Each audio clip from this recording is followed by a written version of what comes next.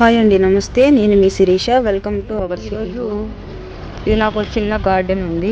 ఈ గార్డెన్లోకి మనము ప్లాంట్స్కి వాళ్ళ ఎరువులు వేద్దామని అనుకుంటున్నాను. ఏమేమి ఎరువులు వేయాలా అని చూపిస్తాను. ఇది వచ్చి వేపపిండి అండి. తర్వాత దీన్ని ఎప్సమ్ సాల్ట్ అంటారు. ఇది వచ్చేసి ఎన్పికే అండి. ఇది ట్రైకోడర్మా అని ఫంగిసైడు.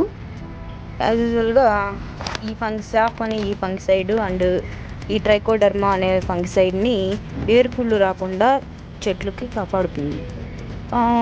ఇక్కడ ఎందుకు ఈరోజు ఎరువులు వేయాలని డిసైడ్ అయ్యానంటే, ఒక 2 days బట్టి బాగా ఈ టైమింగ్లో కనుక మనం ఎరువులు వేస్తే చెట్లు కొంచెం స్ట్రాంగ్గా పెరగడానికి, అట్ ద సేమ్ టైము వేరుకుళ్ళు తెగుళ్ళు అనేవి రాకుండా ఉండటం కోసం ఉపయోగపడుతుంది. సో ఇవన్నీ కూడా కొంచెం కొంచెం దీంట్లో మిక్స్ చేసుకొని, బకెట్లో మిక్స్ చేసుకొని అన్ని చెట్లకి వేద్దాం.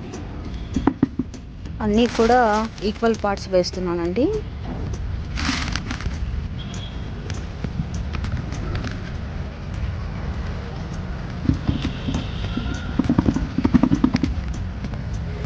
బాగా మిక్స్ చేసుకోవాలి.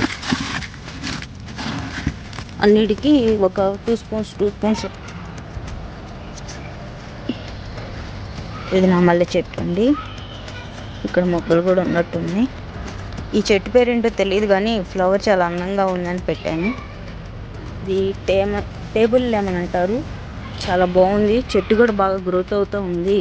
కాకపోతే వచ్చేటువంటి పూత నిలబడట్లేదండి. మీరు ఏమైనా సజెషన్స్ ఇచ్చేటట్లయితే కామెంట్ రూపంలో తెలియజేయగలరు.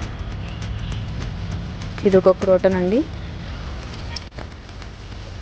ఇది ఆరెంజ్ అండి.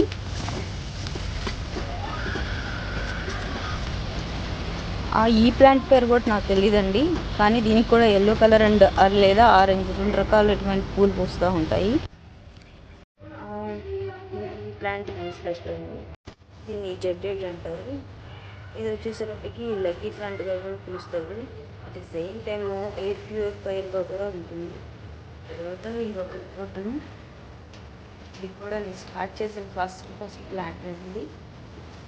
ఇది కూడా అండి. నట్లయితే లైక్ చేయండి, షేర్ చేయండి, కామెంట్ చేయండి. సబ్స్క్రైబ్ చేసుకోవటం మాత్రం మర్చిపోవద్దు. బెల్ ఐకాన్ని మాత్రం ప్రెస్ చేయండి. Thank you for watching. Bye friends.